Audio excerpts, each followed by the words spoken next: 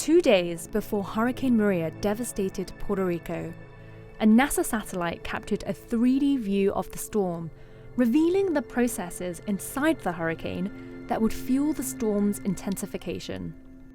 NASA's Precipitation satellite has an advanced radar that measures both liquid and frozen water inside hurricanes. This satellite is called the Global Precipitation Measurement Core Observatory, or GPM.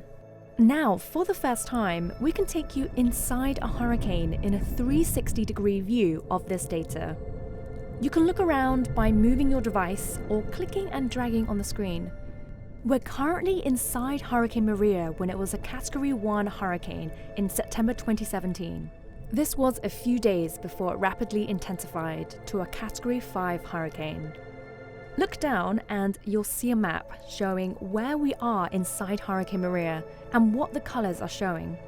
The dots around you show areas of rainfall, where green and yellow show low rates and red and purple show high rates. The coloured areas below the dots show how much rain makes it to the surface. Look up and you'll see blue and purple dots that show light and intense frozen precipitation. Right now, we are travelling through a gap between rain bands. Now we'll collapse the clouds of dots into the actual data values, which are in millimetres of precipitation per hour. The rates in this storm vary from less than 0.5 millimetres per hour to over 150 millimetres per hour. It's these actual values that scientists use to figure out what's going on inside hurricanes. Next, we'll turn the numbers into a representation that helps us to see other 3D structures in the distance. Wider red and purple ellipsoids show higher rainfall rates, and spherical green and yellow ellipsoids show lower rainfall rates.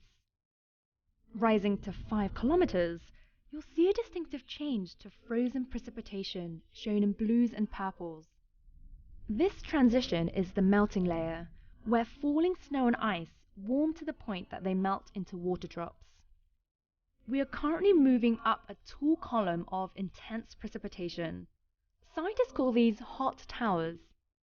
Lots of heat and energy are released in hot towers as rising water vapor condenses into precipitation. Most hot towers are between 10 and 15 kilometers high, roughly the altitude that commercial jets fly. Multiple hot towers are common in intensifying hurricanes. Here's another hot tower that's about 17 kilometers tall. Hot towers often appear near the eye wall, a ring of heavy wind and rainfall surrounding the center of the storm.